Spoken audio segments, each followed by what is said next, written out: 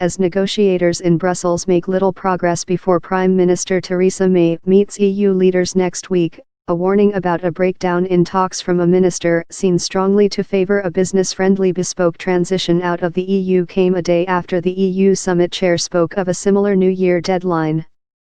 Donald Tusk said on Tuesday that if London fails to settle divorce terms by December, and so unlock talks on the transition and future trade pact, then the EU would reconsider its objectives. That reflects mounting doubts across Europe that any legal exit deal can be struck. The longer the standoff goes on, EU negotiators said, the more Britain's choice come March 30, 2019, will be between the hard Brexit by which it will simply quit all EU systems and be treated like, say, Australia, and a virtual status quo, staying in most EU systems, without voting rights, rather like Norway. The closer we get, the less there is to discuss about a transition, and the more it just goes to a standstill transition, with Britain still in everything, but without a vote, one said. Pretty soon, said another, it will be Norway or nothing. Behind closed doors, British negotiators voiced outraged surprise that her offer was seen as insufficient to launch talks on the future relationship.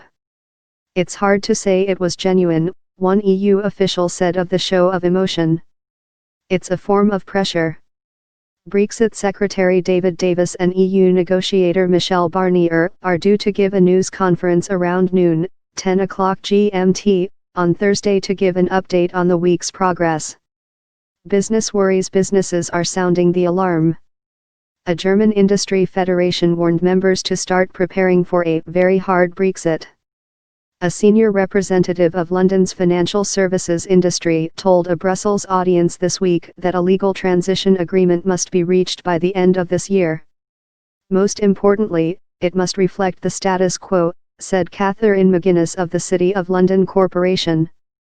There is no feasibility in asking firms to transition to a transition.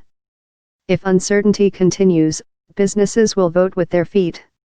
Hammond ruled out budgeting, yet, for more customs and border facilities, and few on the continent believe threats of a walkout they say would hurt Britain more than them.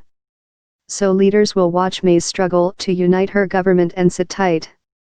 One senior EU diplomat said British counterparts were in such a weak position that sometimes I feel sorry them.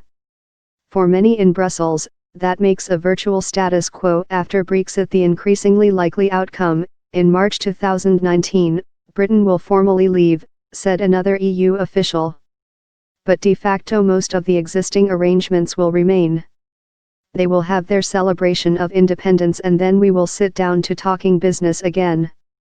May insists a 2-year transition period is enough to agree a new free trade pact, but many question that.